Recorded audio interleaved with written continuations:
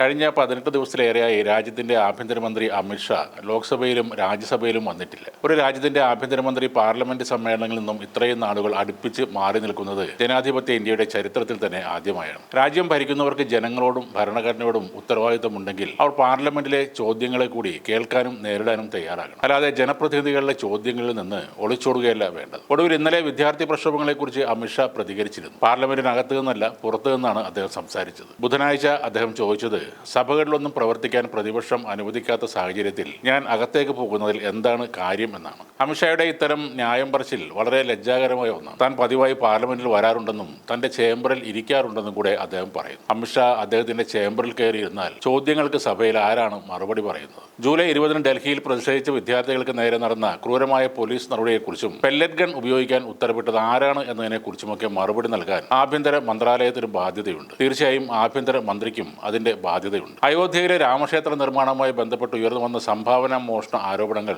സഭയിൽ ചർച്ച വേണമെന്ന പ്രതിപക്ഷത്തിന്റെ ആവശ്യത്തോടും മറുപടി പറയേണ്ടത് ആഭ്യന്തര മന്ത്രാലയം കൂടിയാണ്. ജൂലൈ 20 കോക്രോച്ച് ജനതാ പാർട്ടിയുടെ സൻസദ് ചലോ മാർച്ചിൽ പങ്കെടുത്ത പ്രതിഷേധക്കാരെ ഡൽഹി പോലീസ് നേരിട്ടത് കണ്ണീർ വാതകവും ആണികൾ തറച്ച ലാത്തികളും പെല്ലറ്റ് തോക്കുകളും ഉപയോഗിച്ചായിരുന്നു. ആ പോലീസ് നടപടിയെക്കുറിച്ച് സഭയിൽ പ്രസ്താവന നടത്തണമെന്ന് കഴിഞ്ഞ 3 ആഴ്ചയായി പ്രതിപക്ഷം അദ്ദേഹത്തോട് നിരന്തരം ആവശ്യപ്പെടുന്നു. എന്നാൽ അദ്ദേഹത്തിന്റെ പ്രസ്താവനയിൽ ഇതിനെക്കുറിച്ച് യാതൊരു പരാമർശവുമില്ല. ഉച്ചകഴിഞ്ഞ് സ്പീക്കർ ഓം ബിർളക്ക് അദ്ദേഹം എഴുതിയ കത്തിലും ഇതിനെക്കുറിച്ച് പരാമർശിച്ചിരുന്നില്ല. വിദ്യാർത്ഥി പ്രക്ഷോഭങ്ങളെക്കുറിച്ചും നീറ്റ് പരീക്ഷയെക്കുറിച്ചും ചർച്ച ചെയ്യാൻ സമയം അനുവദിക്കണമെന്ന് മാത്രമാണ് അതിൽ ആവശ്യപ്പെട്ടിരുന്നത്. പ്രതിപക്ഷം സ്പീക്കർക്ക് നോട്ടീസ് നൽകുകയാണെങ്കിൽ ഉച്ചതിരിഞ്ഞ് 3 മണി മുതൽ ഒരു ചർച്ചയ്ക്ക് താൻ തയ്യാറാണെന്നും അദ്ദേഹം വാഗ്ദാനം ചെയ്തിരുന്നു. അതായത് ബുധനാഴ്ച ചോദ്യങ്ങൾ എഴുതി കൊടുക്കണം. അതിനുള്ള ഉത്തരം അദ്ദേഹം വ്യാഴാഴ്ച പറയും. സർക്കാരിനൊന്നും മറച്ചുവെക്കാനില്ലെന്നും ഏത് ചോദ്യത്തിനും ഉത്തരം നൽകാൻ താൻ തയ്യാറാണെന്നും കൂടെ അദ്ദേഹം പറഞ്ഞിട്ടുണ്ട്. ഈ വിഷയത്തിൽ രാഹുൽ ഗാന്ധിയുടെ മറുപടി വളരെ കൃത്യമായിരുന്നു. രാജ്യത്തിന് വിദ്യാഭ്യാസത്തെക്കുറിച്ചുള്ള ഒരു പ്രഭാഷണമല്ല ആവശ്യമെന്നാണ് അദ്ദേഹം പറഞ്ഞത്. വിദ്യാർത്ഥികൾക്ക് നേരെ വെടിയുറുത്തത് ആരാണെന്നും അവരിൽ ഒരാളുടെ കണ്ണ് നഷ്ടപ്പെടുത്തിയത് ആരാണെന്നും ആണികൾ തറച്ച ലാത്തികൾ ഉപയോഗിക്കാൻ ഉത്തരവ് കൊടുത്തത് ആരാണെന്നുമാണ്